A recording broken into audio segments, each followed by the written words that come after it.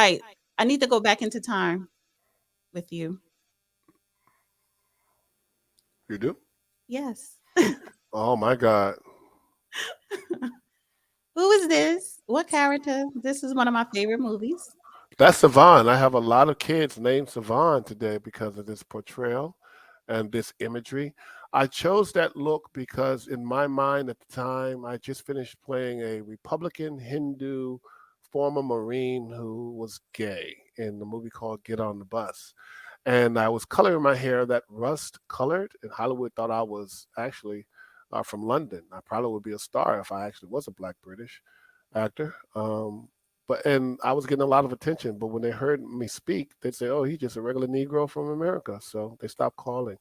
But this look is I use that because I always wanted to redo the Ten Commandments, and this is how I envisioned that Moses or that John would have looked. Because I've always been very aware of the power of imagery, and this is the natural hair of the original Hittites, set the sides not shaven. This is how we looked in very Egyptian and ancient times. And also, I wanted to go against this hair issue that a lot of my melanated sisters were suffering from. They were losing their jobs because they were uh, wearing their extended braids or their natural hair.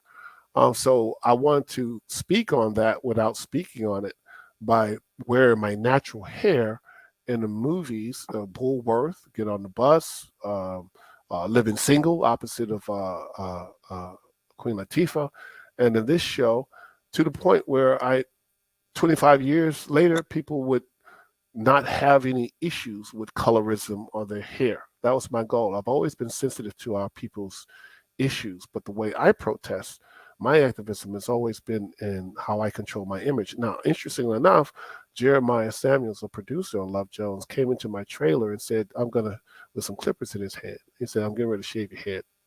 And I said, "Excuse me?" He says, "Yeah, I need to shave your head. You're not going on that set playing a professor in my movie looking like this." And I said, "Oh, well, that's interesting because um, the director didn't have a problem with it. And I told him that I was going to keep my hair this way." And I said, "What does my hair and goatee have to do with my intellect?" And he said, "I've never seen a professor look like you, okay, at Northwestern University. So I'm here to cut your hair." And at that point, I said, "Well, did you bring a lunch?" Calmly. And he said, "Excuse me?" I said, "Did you bring a lunch?"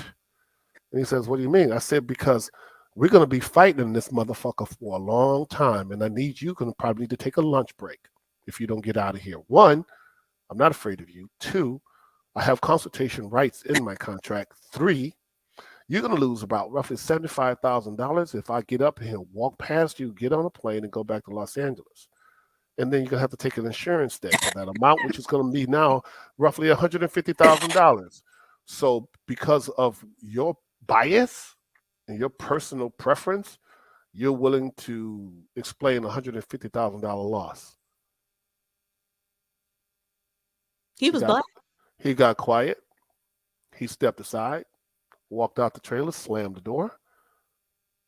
I got off the phone with my wife and went in to proceed to do a scene that I pretty much improvised the whole time to make a point. So I have been sacrificing and fighting the good fight for all of us, for our freedom, for a very long time. All right. I love the story behind it. And now you see football players wearing locks dripping off their We got the crown. helmets, and they don't even know who fought for that. And I wasn't alone. Gary Dourdan, Glenn Plummer, we stood tall in Hollywood and refused to cut our hair as a protest. Was That that we a white or black producer who said that to you? he was Jewish. Jeremiah Samuels. Yeah, Oh, I'll say his name. He's a good guy, but it happened. he He, had he to get may be checked. embarrassed. He had to get Yeah, checked. well, I had to Right check him there, through my contract. And the that thing point about right c- there. consultation rights is something that you don't give anyone like me. The one thing about my less melanated agent, Chris Andrews, who was loved being white, he gave me something that most actors don't get unless you are at the height tier one level, like Denzel or Will Smith or Eddie Murphy.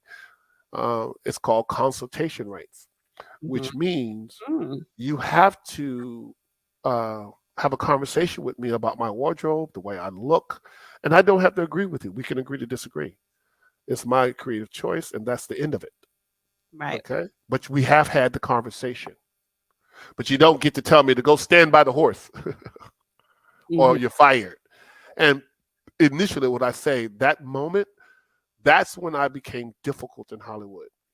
But when Mr. Samuels couldn't get me to do what he was wanting to do with my body and my image.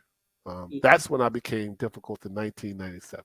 Yeah. Okay. That's that 23-page written opinion of the Supreme Court of California that said I could lock your ass up and put you in jail Right. if you tried to put me down there. Oh, they hate reality checks. Well, not only that, you come up against my will and try to shore in my hair like I'm your slave. That's assault. Right. Oh, yeah. Okay, so Don't judge him, Joe Brown.